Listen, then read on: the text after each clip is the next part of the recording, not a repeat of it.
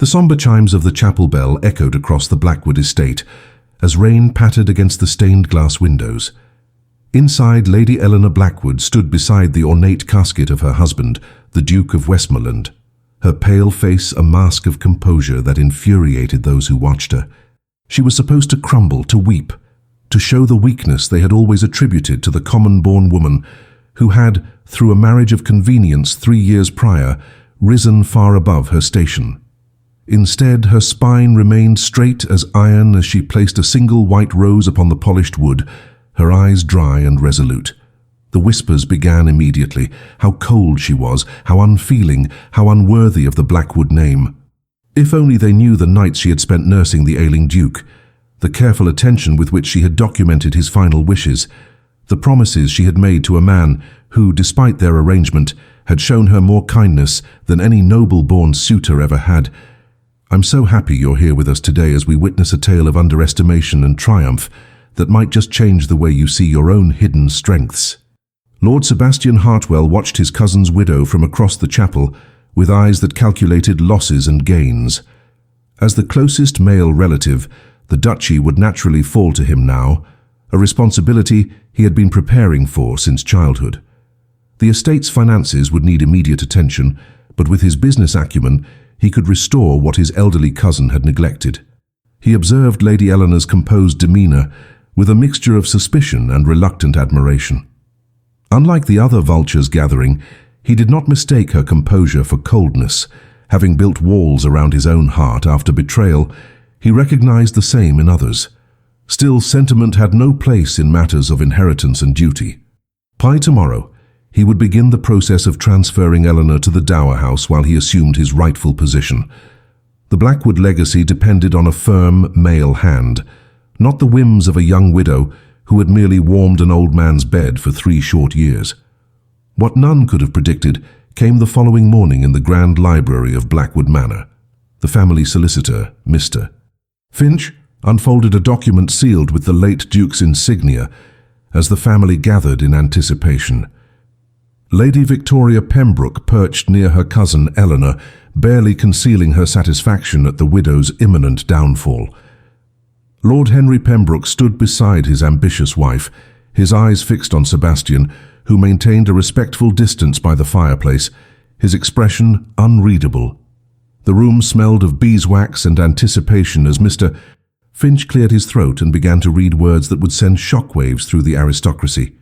The Duke had named Eleanor as his successor, not merely as a figurehead, but with full authority to manage the estate and hold the title until her death or remarriage.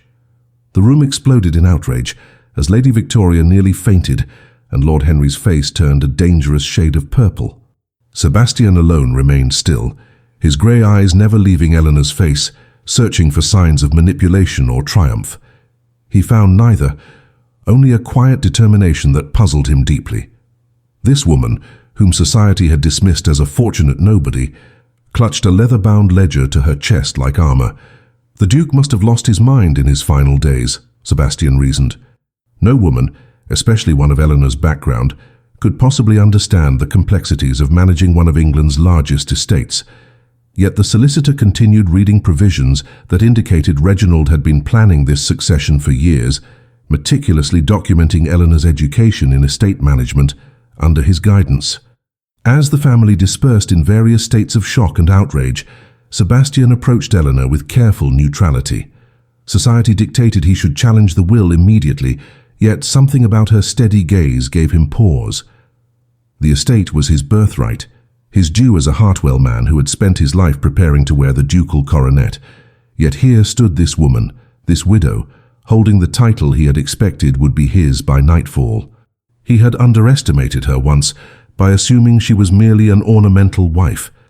As he studied her face, Sebastian wondered what other surprises Lady Eleanor Blackwood, now apparently the Duchess of Westmoreland, might have concealed behind her modest demeanour. The battle for Blackwood was just beginning, but for the first time in his meticulously planned life, Sebastian wasn't entirely certain of victory. 2 years before this fateful day, Eleanor Winters had been merely the educated daughter of a respected physician, a woman whose prospects extended no further than becoming a governess to wealthy children. Her father's unexpected death had left her with impressive knowledge but limited means, forcing her to accept a position in the household of the aging Duke of Westmoreland.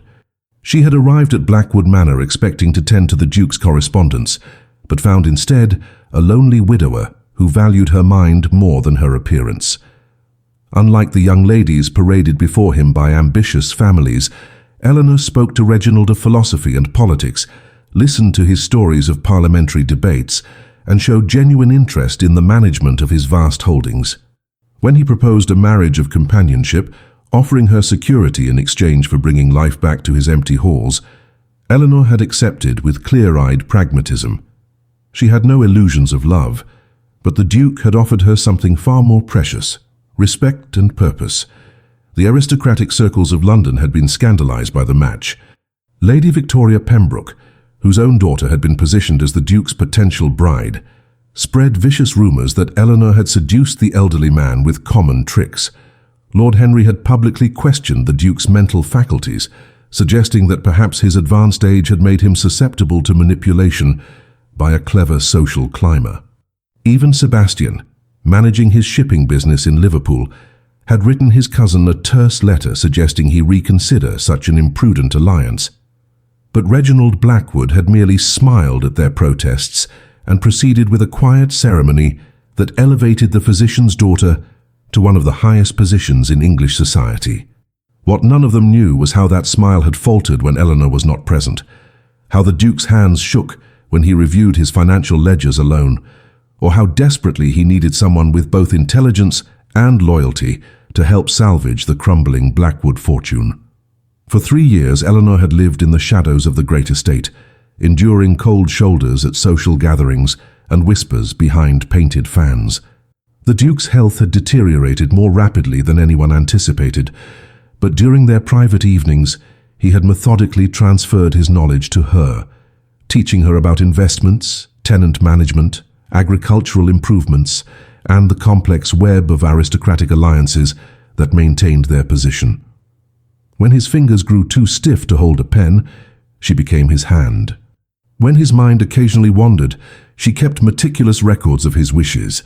She had been wife, nurse, secretary, and ultimately his chosen heir, though none outside their private chambers knew the extent of her education or the depth of the Duke's trust in her abilities. The week following the reading of the will unfolded in a flurry of challenges and countermoves. Lord Henry filed a formal protest with the House of Lords, claiming the will violated the natural order of succession. Lady Victoria hosted tearful gatherings where she lamented the Duke's manipulation by his young wife.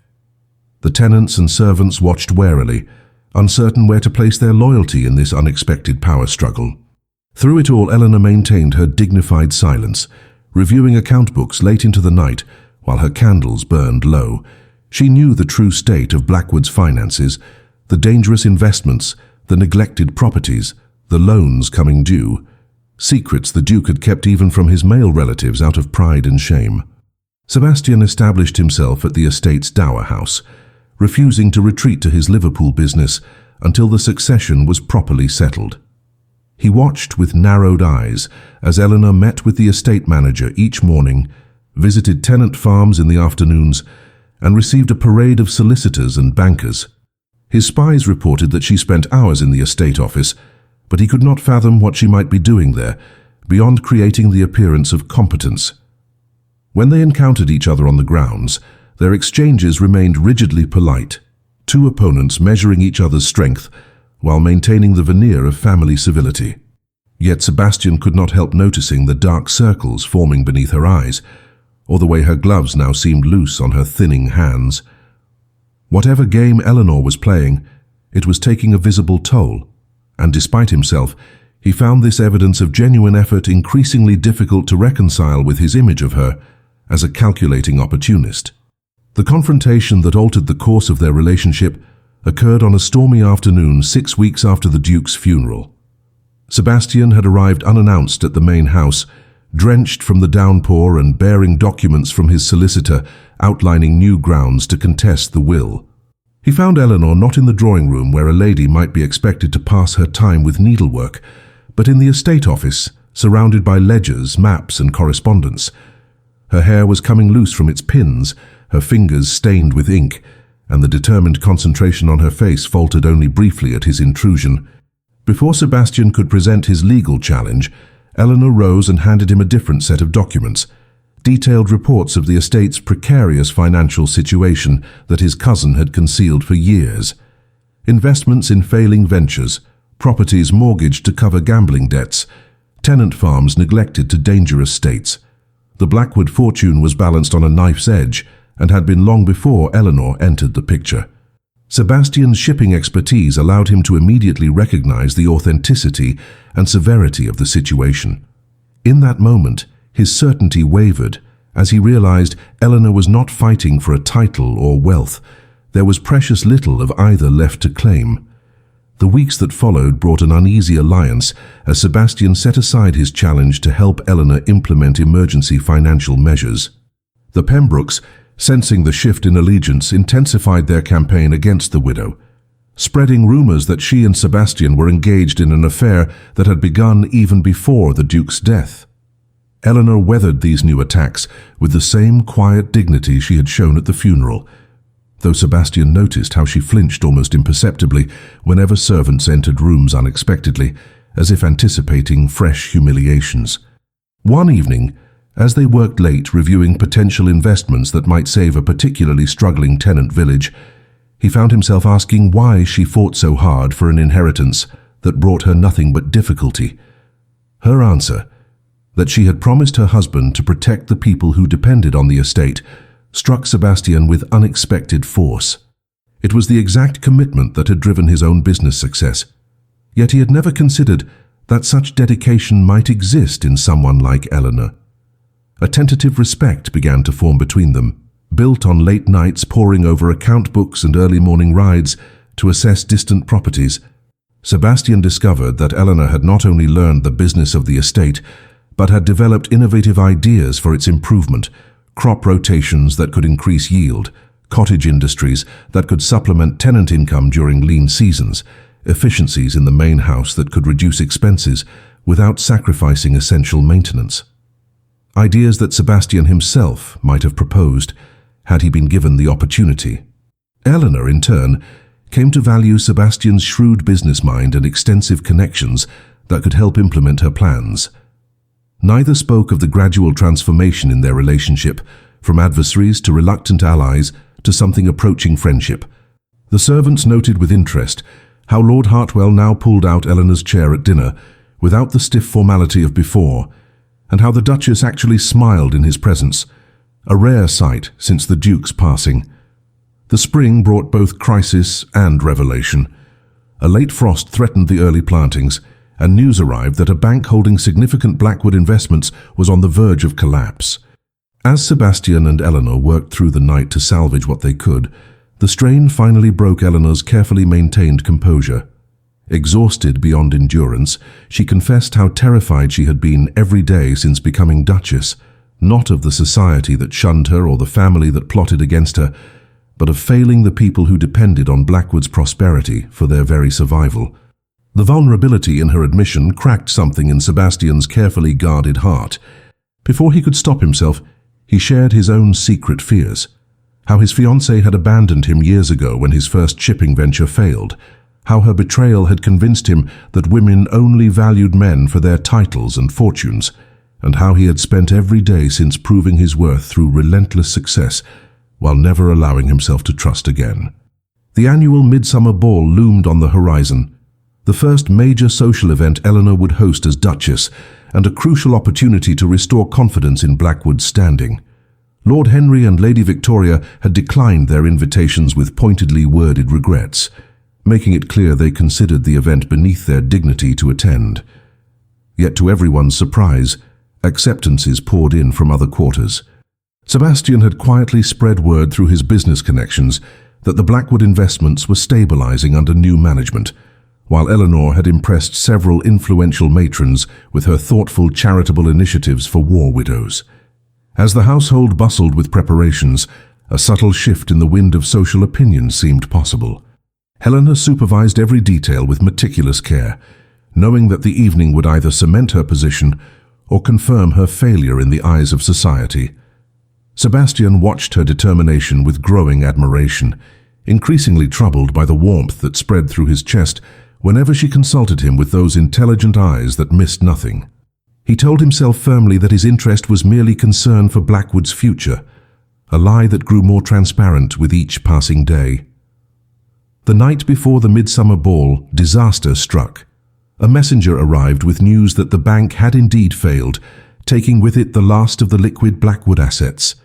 Eleanor received the news in her study, the letter trembling in her hands, as she calculated what this would mean for the tenant families who would go hungry, the servants who might lose their positions, the centuries-old legacy that would crumble under her stewardship.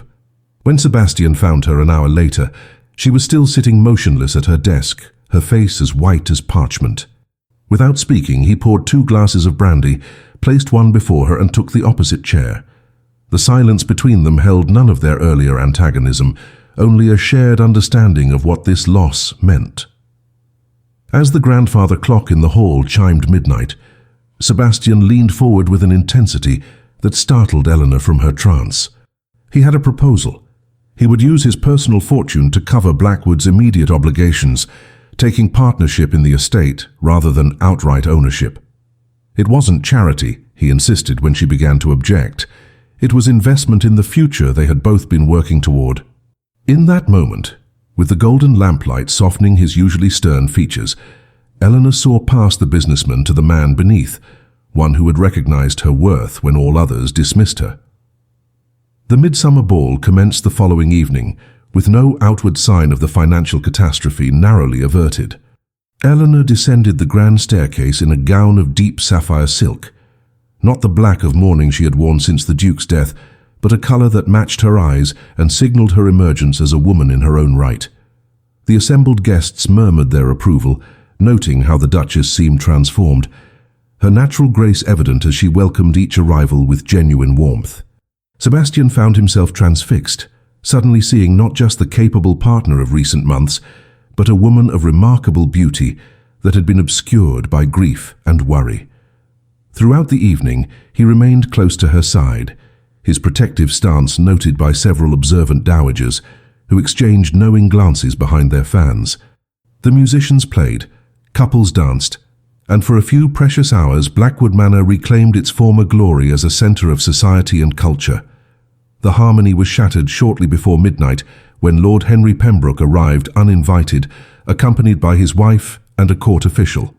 His booming voice cut through the music as he announced to the assembled company that he carried documents proving fraud in the Duke's will, evidence that Eleanor had manipulated her elderly husband in his final confused days.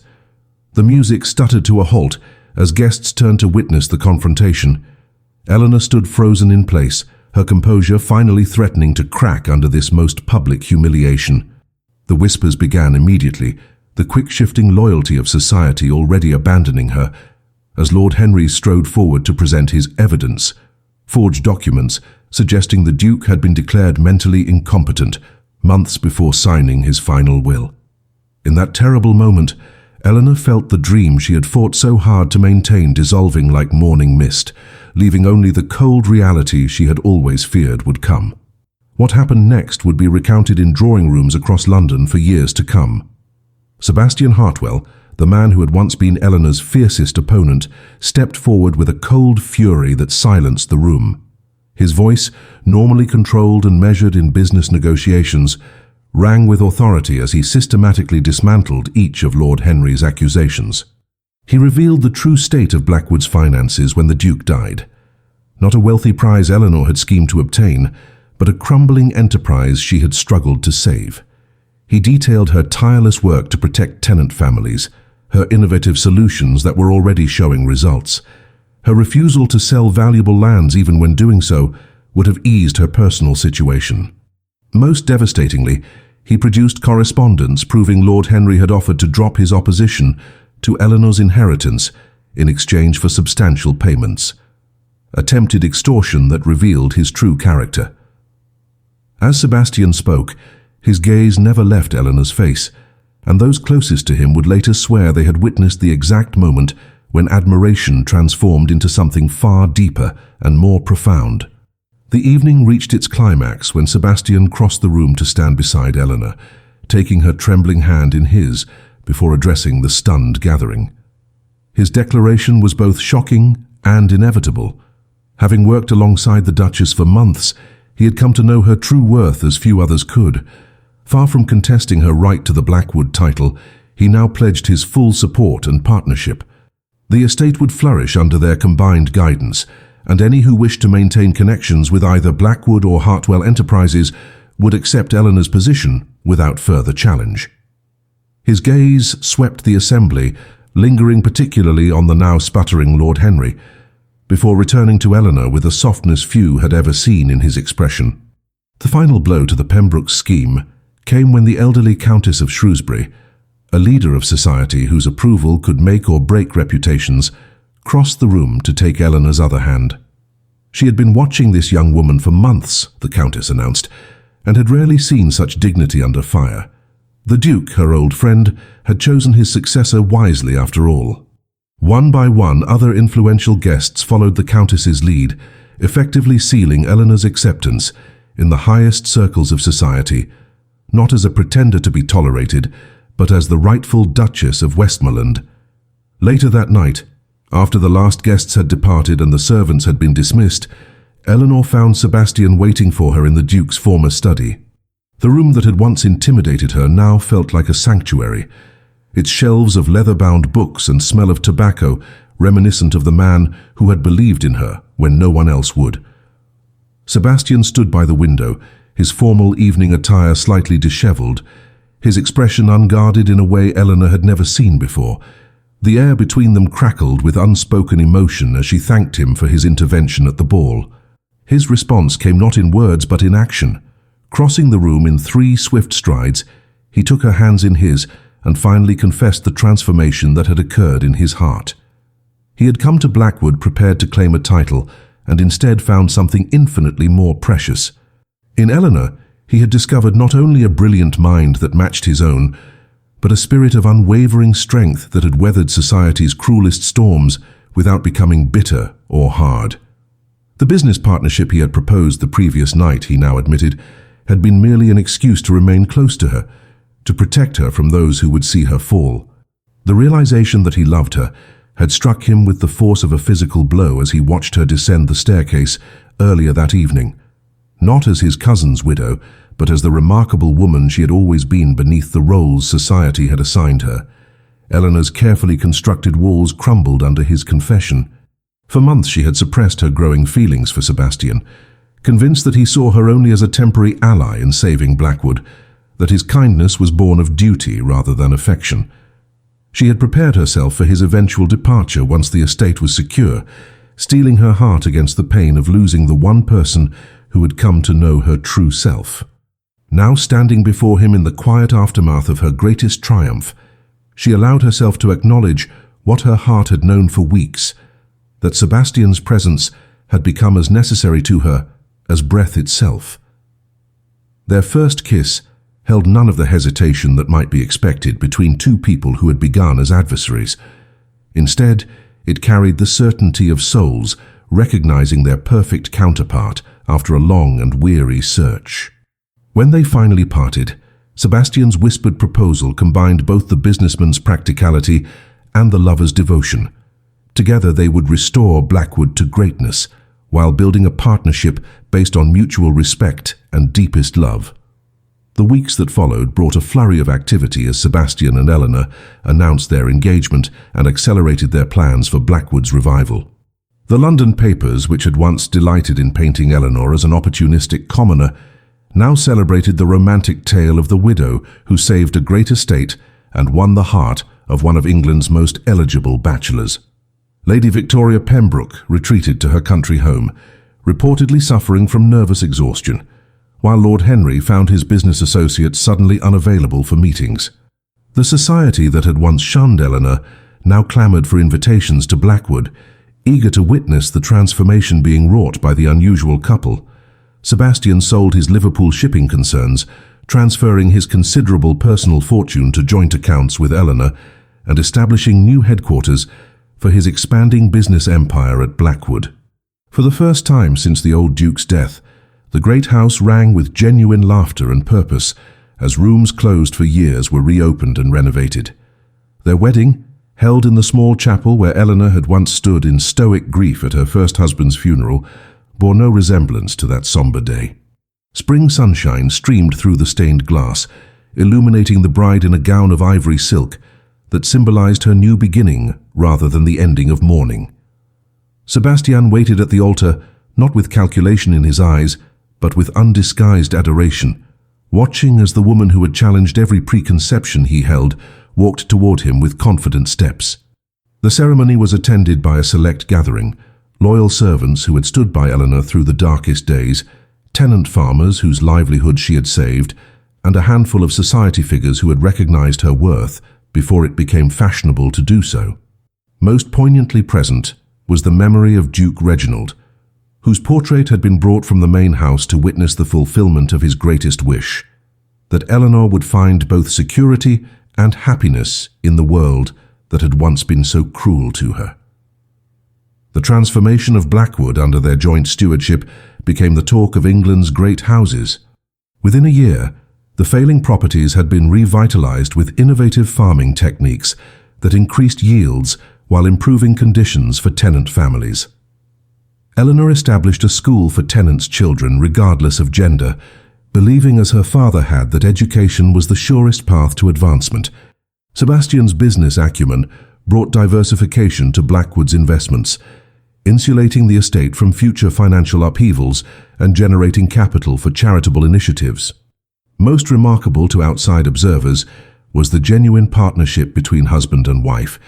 Decisions were made jointly, strengths were recognized and respected, and the artificial divisions between women's concerns and men's business dissolved in favor of practical expertise.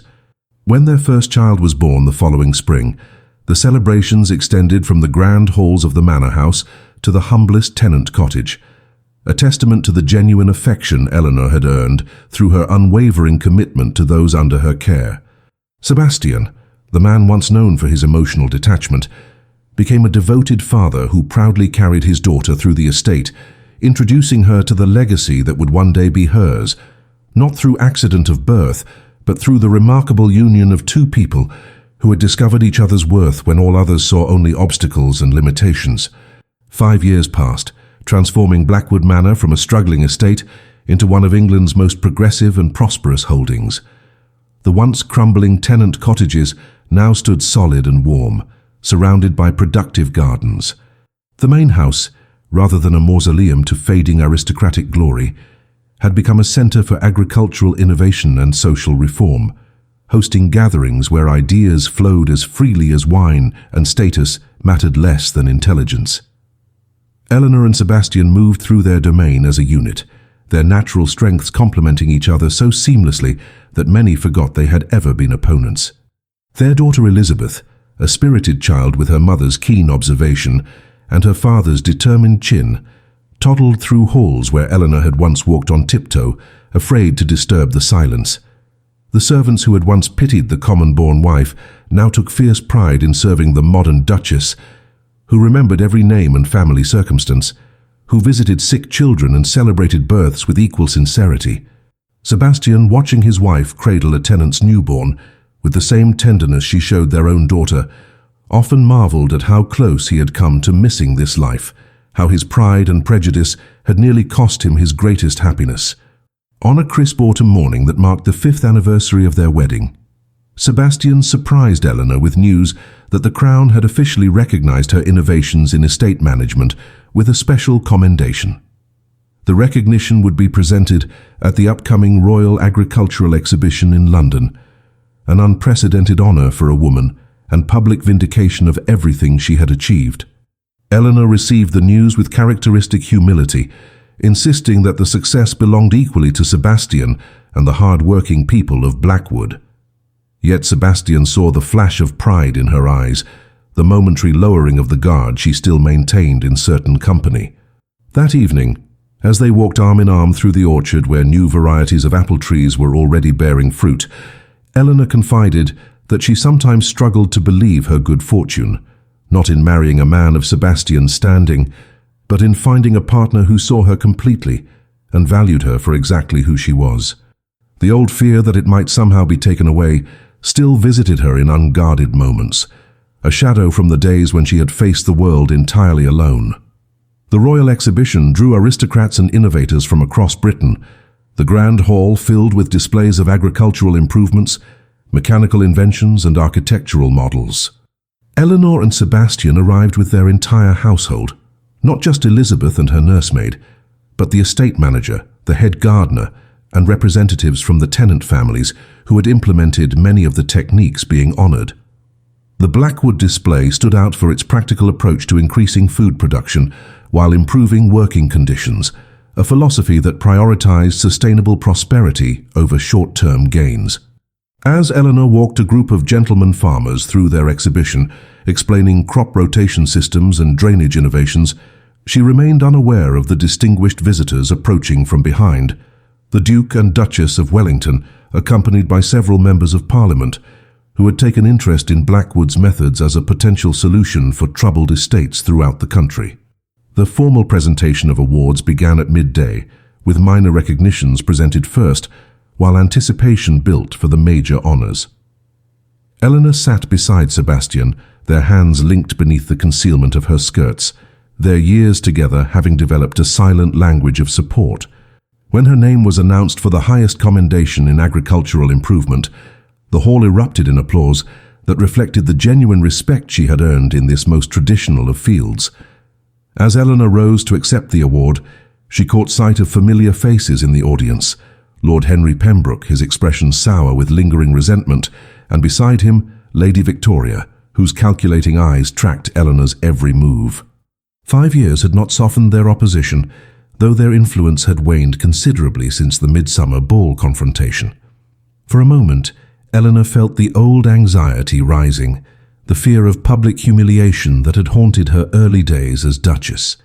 Then Sebastian's hand pressed gently against her back, and she remembered the strength they had built together, a foundation too solid for petty resentments to shake. The speech Eleanor delivered that day would be reprinted in agricultural journals and society papers alike, not for its revolutionary content, but for its powerful simplicity.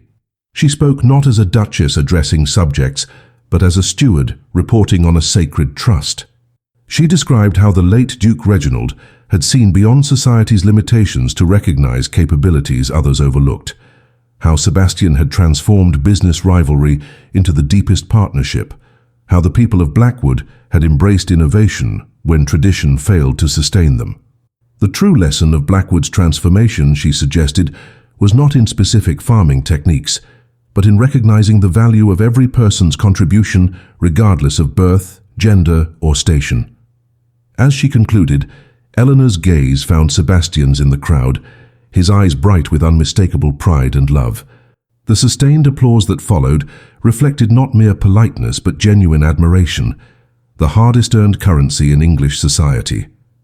As Eleanor returned to her seat, the Duchess of Wellington herself leaned forward to whisper congratulations, while across the hall Lady Victoria Pembroke gathered her skirts and departed, finally accepting a defeat that no amount of social maneuvering could reverse.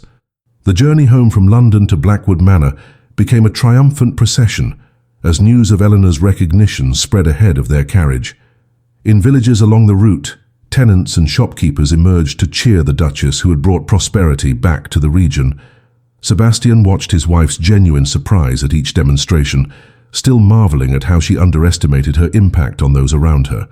The woman who had once been merely the Duke's young wife was now a figure of significance in her own right, respected by Parliament members for her practical solutions to agricultural challenges, consulted by neighbouring estate owners seeking to replicate Blackwood's success, and beloved by those under her care for her unwavering commitment to their welfare.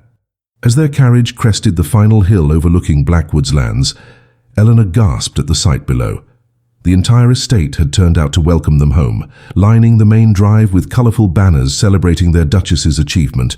Children scattered flower petals before the horses, while the estate workers stood proudly in their Sunday best, faces beaming with reflected glory. This was no orchestrated display of feudal loyalty, but a genuine outpouring of affection that brought tears to Eleanor's eyes. Reaching for Sebastian's hand, she whispered that this moment, this acceptance by the people who mattered most, meant more to her than any royal recognition. The celebration continued into the evening with a feast, held not in the formal dining room but in the great barn, decorated with harvest bounty and lit by hundreds of lanterns. Tables stretched the length of the building, seating family, servants and tenants, without regard for the usual social distinctions. Eleanor and Sebastian sat at the center with little Elizabeth perched between them, the child's dark curls and bright eyes drawing fond smiles from even the most weather-beaten farmers. As plates were filled with food grown on Blackwood land and glasses raised in toast after toast, Eleanor observed the scene with quiet wonder. This gathering would have been unimaginable in the old Duke's time, when strict hierarchies separated those who lived on the estate. Yet here was the future she and Sebastian had envisioned, a community united by mutual respect and shared prosperity rather than divided by accident of birth. When Sebastian rose to propose a final toast, his words were directed not to Eleanor alone, but to all present, acknowledging that Blackwood's rebirth had been a collective achievement made possible by trust given and honored on all sides. Later that night, with celebrations concluded and their daughter sleeping peacefully in the nursery, Eleanor and Sebastian retreated to the private sanctuary of their chambers. The day's emotions had left them both drained yet oddly energized, aware that they stood at the culmination of one journey and the beginning of another. As Eleanor removed the formal pins from her hair, letting it fall in waves down her back, Sebastian approached with a small velvet box, a gift he had commissioned months earlier in anticipation of this day. Inside lay a pendant of unusual design, a delicate gold tree with roots and branches intertwined to form a circle, studded with tiny emeralds the exact shade of Blackwood's summer fields. The piece represented everything they had built together. Strength, rooted in tradition yet growing in new directions, beauty emerging from function, and above all, the endless cycle of renewal they had brought to both the land and its people. As Sebastian fastened the chain around Eleanor's neck, his fingers lingering against her skin, he spoke of the future stretching before them, the innovations still to implement, the reforms they could champion beyond Blackwood's boundaries, and most preciously the family they would continue to nurture in this house that had transformed from Eleanor's gilded cage to their shared sanctuary. The years that followed brought both challenges and triumphs to Blackwood and its unconventional Duchess and her consort. Eleanor's methods gained wider acceptance throughout Britain's great estates, while Sebastian's business ventures expanded to support agricultural communities beyond their own lands. They welcomed 2 more children, a son with his father's head for figures, and a younger daughter whose scientific curiosity reminded Eleanor poignantly of her physician father. All 3 Hartwell children grew up with a unique education that combined traditional academic subjects with practical knowledge of the land and its management, regardless of gender expectations. Little Elizabeth, once expected to focus solely on feminine accomplishments, instead accompanied her mother to tenant meetings and her father to business negotiations, absorbing lessons in leadership that would serve her well when the time came to inherit. The Pembrokes and their allies occasionally attempted to revive old scandals or create new ones, but such efforts found increasingly infertile ground as Blackwood's success became impossible to dispute, and Eleanor's position in society grew more secure with each passing season. On the 10th anniversary of the old Duke's death, Eleanor stood alone in the small chapel where he was interred, her fingers tracing the words carved into his monument. The formal language of aristocratic remembrance failed to capture the man she had known, the mentor who had seen potential where others saw presumption, the ally who had armed her with knowledge when he could have kept her dependent, the friend who had given her not just a title but the means to earn it through her own merit. "We did it, Reginald," she whispered to the silent stone. "Blackwood thrives again." She told him of the latest agricultural yields, the new school building erected for tenant children, the growing reputation of Blackwood produce in London markets. Most importantly, she spoke of the community they had created, where birth mattered less than character and capability. As she finished her private accounting, Eleanor sensed rather than heard Sebastian's approach, the subtle shift in the chapel's atmosphere that always accompanied his presence in her vicinity. He did not interrupt her communion with the past, but simply stood beside her. His steady presence a bridge between the life she had accepted out of necessity and the one she had built through courage and determination. Together they left the chapel and walked toward the manor house where their children waited, its stones glowing warm in the afternoon sun. No longer a symbol of aristocratic isolation, but the heart of a living community that would endure long after their own names were carved in chapel stone. As Elizabeth Hartwell's 18th birthday approached, speculation ran rampant through society about how the unconventional Blackwood heirs would handle their daughter's coming of age. Traditional families were already positioning eligible sons for introduction to the girl who would one day control one of England's most prosperous estates. Eleanor watched these machinations with knowing amusement, remembering her own experience as a pawn in marriage arrangements. Behind closed doors, she and Sebastian had long discussions about Elizabeth's future, agreeing that while they would introduce her to appropriate suitors, the final choice must be hers alone. The girl herself showed little interest in romantic entanglements, being far more concerned with agricultural experiments and estate management lessons than ball gowns and flirtations. On the morning of her birthday, Elizabeth joined her parents for a private breakfast, where they presented her with an unexpected gift: legal documents establishing her as junior partner in Blackwood's management, with real authority over specific areas of the estate. Where other young women received jewels or trinkets to enhance their marriageability, Elizabeth received responsibility and trust, gifts that brought tears to her eyes as she recognized their true value. Later, watching their daughter confidently discussing irrigation improvements with tenant farmers, Eleanor leaned against Sebastian's shoulder and whispered that they had broken the cycle that had nearly broken her. The assumption that a woman's worth lay solely in advantageous marriage rather than in her own capabilities. The ball held to celebrate Elizabeth's entry into society reflected the Blackwood philosophy in every detail. Guests included not only the expected aristocratic families, but also successful merchants, innovative farmers, and respected academics whose conversation Elizabeth found stimulating. The young men who came hoping to court the heiress found themselves evaluated not on titles or fortunes, but on their ideas, ethics, and willingness to engage with a young woman as an intellectual equal.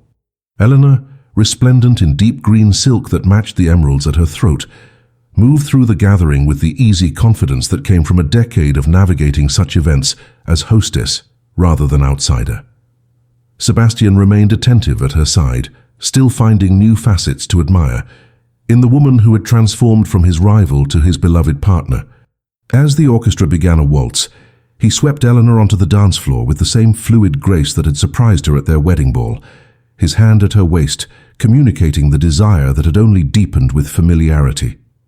From the edge of the ballroom, Elizabeth watched her parents with a mixture of embarrassment and admiration. Even after all these years, their mutual absorption was obvious to anyone with eyes to see. The evening's most dramatic moment came when Elizabeth was approached by young Lord Thomas Pembroke, Lady Victoria's grandson, who had recently returned from university with progressive ideas that scandalized his conservative family. Though Eleanor tensed at the familiar surname, she restrained her protective instinct, allowing the young people their conversation without interference. Sebastian, more pragmatic, positioned himself within earshot, prepared to intervene if old grudges manifested in the younger generation. Their concern proved unnecessary as Elizabeth handled the potentially awkward encounter with remarkable poise, neither rejecting the young man outright for his family connection, nor showing undue favor.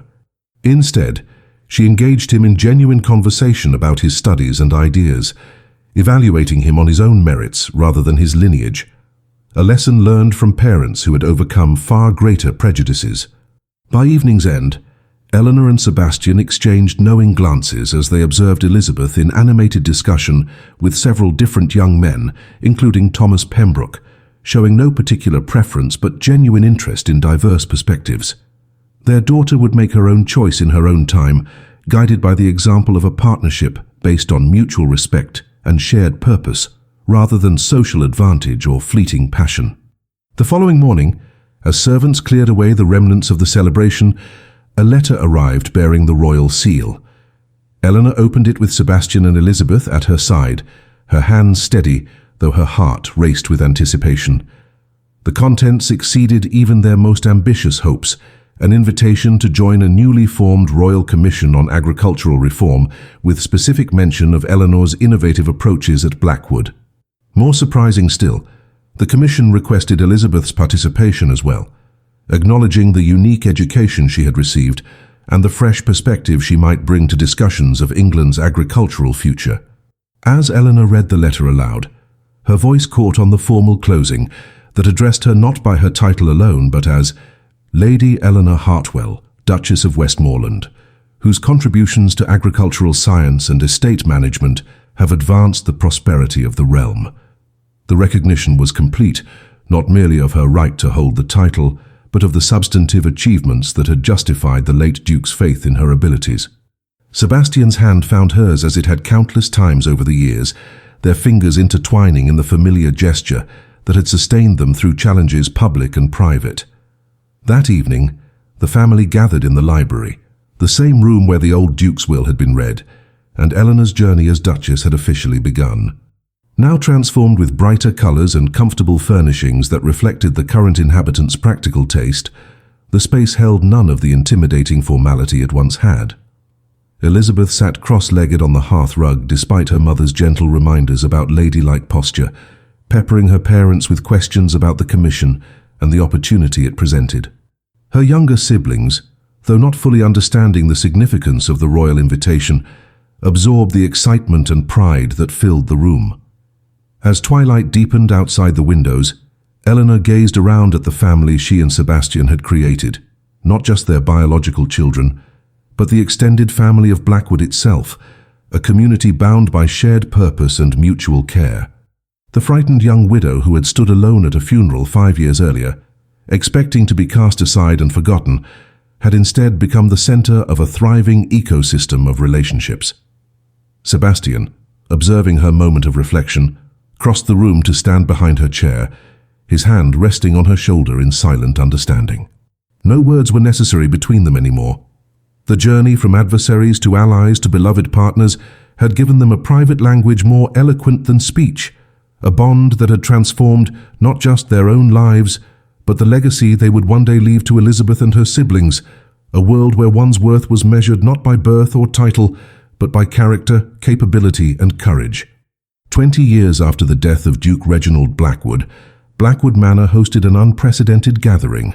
The Royal Agricultural Society had chosen the estate for its annual exhibition, bringing innovators, landowners, and policymakers from across Britain to witness firsthand the transformation that had made Blackwood a model of modern estate management. The Great Lawn, once maintained purely for aristocratic aesthetics, now showcased experimental crop varieties and irrigation systems. The formal gardens had been partially converted to demonstration plots where traditional and innovative farming techniques grew side by side for comparison. Inside the manor, the ballroom housed displays of tenant crafts and industries that supplemented agricultural income during winter months. At the center of this activity moved Eleanor, her dark hair now threaded with dignified silver, her carriage still straight and proud, her eyes bright with the satisfaction of seeing her life's work recognized not as a curiosity, but as the future of sustainable land management. Beside her walked Sebastian, whose business acumen had expanded Blackwood's influence far beyond its physical boundaries, creating trading networks that connected rural communities directly to urban markets.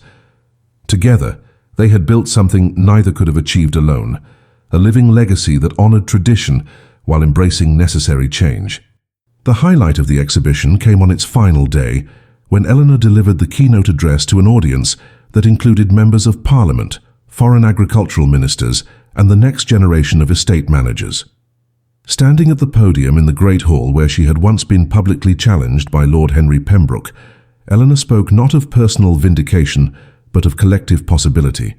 She described the journey of Blackwood's transformation not as a personal triumph, but as proof that entrenched systems could evolve without collapse, that tradition and innovation could strengthen rather than oppose each other. Sebastian watched from the front row, his chest tight with pride, as his wife articulated the philosophy they had developed together over 2 decades of partnership. Beside him sat their children, Elizabeth, now married to a progressive-minded physician, who reminded Eleanor poignantly of her father. James, who had combined his father's business skills with his mother's social conscience, and young Catherine, whose scientific mind was already developing agricultural innovations that would carry Blackwood into the future.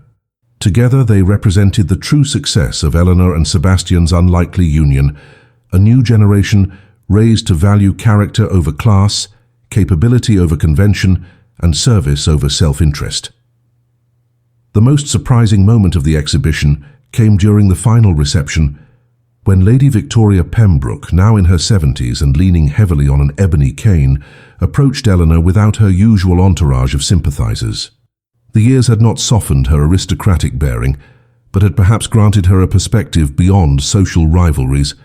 In a brief private exchange witnessed only by Sebastian, the elderly woman acknowledged what she had spent decades denying, that Eleanor had preserved Blackwood when it might otherwise have crumbled under traditional management, that the Duke's unconventional choice had ultimately been vindicated by results that benefited not just the estate, but the entire region.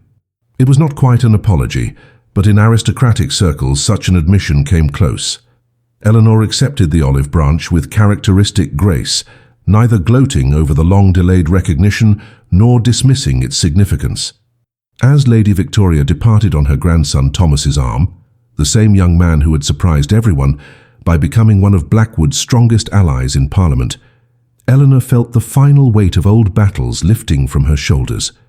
The victory was complete not because enemies had been defeated, but because the cause itself had transcended personal conflicts to become a movement larger than any individual.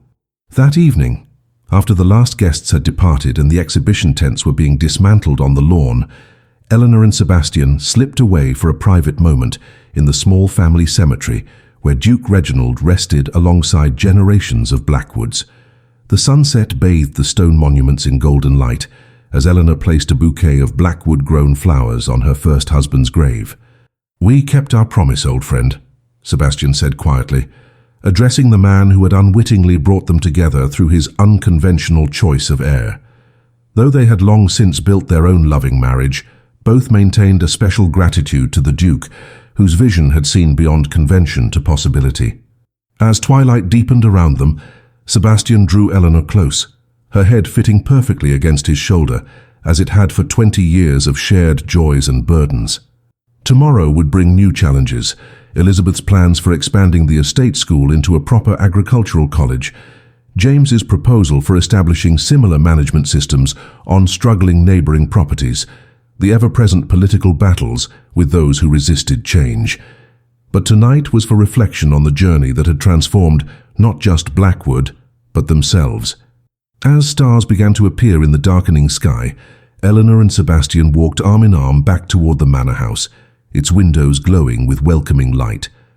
The path they followed had once seemed impossibly difficult, from adversaries to reluctant allies to partners in both business and love. Looking at the silhouette of Blackwood against the night sky, Eleanor remembered the frightened young woman who had stood alone at a funeral, expecting to be cast aside and forgotten.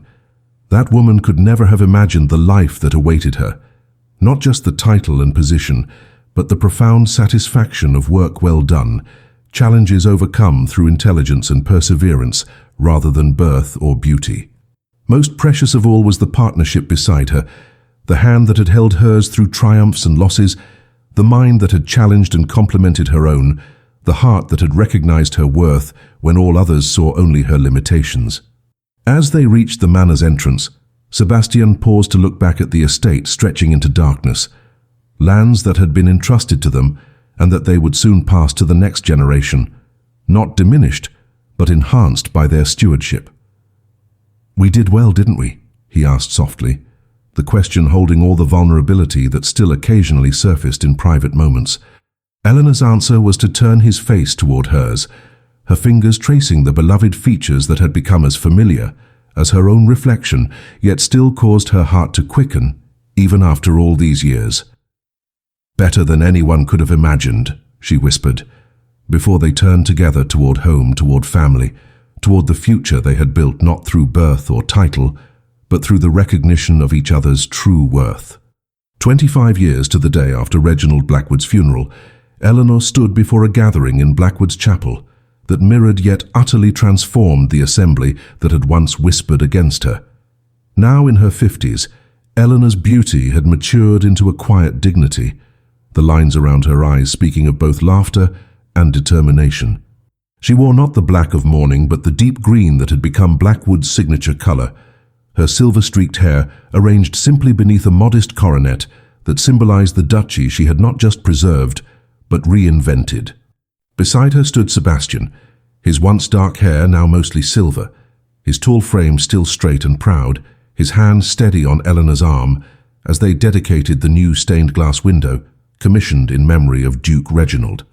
The window depicted not biblical scenes, but the Blackwood lands through changing seasons: spring planting, summer abundance, autumn harvest, and winter rest, with small figures representing all who contributed to the estate's prosperity. At its center, subtly integrated into the design, were three figures: an elderly man passing documents to a young woman, while a younger man looked on, the moment of transition that had changed all their lives. As sunlight streamed through the colored glass, illuminating the chapel in jewel-toned light, Eleanor thought of how Reginald would have appreciated this memorial that celebrated not just his title, but his most controversial and ultimately triumphant decision. The dedication ceremony concluded with Elizabeth, now Duchess in training, reading a passage selected by Eleanor, not from scripture but from Reginald's own journals, discovered years after his death in a locked cabinet. The words, written in the Duke's increasingly frail hand during his final months, revealed what Eleanor had long suspected but never confirmed, that Reginald had recognized in her not just a capable caretaker, but a visionary who could transform Blackwood in ways his male relatives would never attempt. "In Lady Eleanor," Elizabeth read, her clear voice filling the chapel, "I have found not the obedient wife society promised, but something far more valuable, a mind unbound by tradition, yet respectful of its foundations, a heart committed to the welfare of all under Blackwood's protection, and a spirit strong enough to weather the storms that will surely come when my final decision is known." The journal continued with what amounted to a prophecy: that Eleanor would face opposition, but ultimately triumph, that she would find an ally where she least expected one, and that together they would create a Blackwood that would lead rather than follow in the changing world of the new century.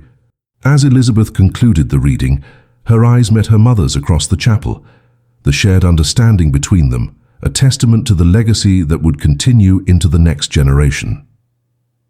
After the ceremony, family and close friends gathered in the Manor's transformed Great Hall for a celebration that honored not just the past, but the future. Portraits of stern-faced Blackwood ancestors still lined the walls, but they now shared space with paintings of tenant families, landscapes of the estate through changing seasons, and most prominently, a full-length portrait of Eleanor and Sebastian standing as equals before Blackwood Manor, their hands joined in the gesture that had come to symbolize their partnership. 3 generations of Blackwood Hartwells filled the room with laughter and conversation. Elizabeth's children, already showing the intelligence and social conscience their grandmother had cultivated, James's twin sons, demonstrating the business acumen inherited from their grandfather, Catherine's daughter, conducting impromptu science lessons for younger cousins using dessert items as props. Among them moved Sebastian and Eleanor, still the gravitational center around which this family constellation revolved, their interactions with each other still charged with the mutual respect and deep affection that had sustained them through 25 years of partnership in all aspects of life. As evening settled over Blackwood, Eleanor slipped away from the celebration to stand alone on the terrace, overlooking the estate that had become her life's work. From this vantage point, she could see the improvements of a quarter century, the modernized tenant cottages with their productive gardens, the school that had expanded into a proper education center, the experimental farm where Catherine conducted her agricultural research. Beyond the immediate grounds, stretched productive fields where innovative and traditional methods coexisted. And further still, the forests carefully managed for sustainability rather than quick profit. This land that had once represented her precarious position now stood as testament to her vision and perseverance, not just preserved but enhanced for generations to come. Eleanor's quiet reflection was interrupted by the familiar sound of Sebastian's footsteps, still recognizable to her after all these years. Without turning, she extended her hand, feeling his warm fingers interlace with hers in the gesture that had sustained them through triumphs and challenges alike. No words were necessary between them anymore.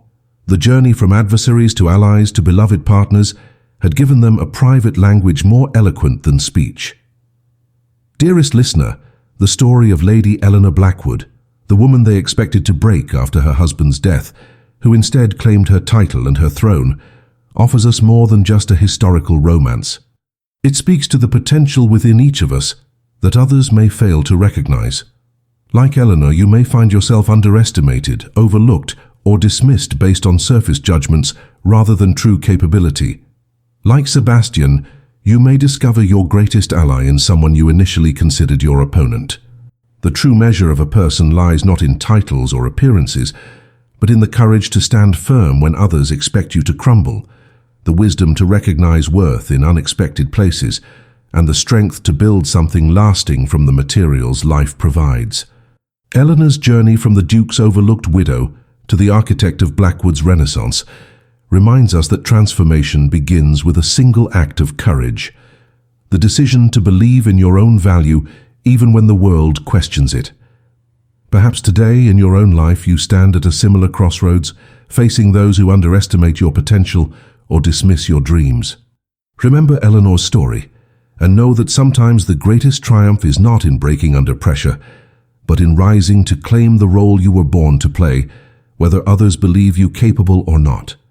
The throne that awaits you may not bear a royal crest, but it is no less significant. It is the seat of your own authentic power, waiting for you to claim it with the same quiet determination that transformed not just Blackwood, but all who were fortunate enough to fall within its influence.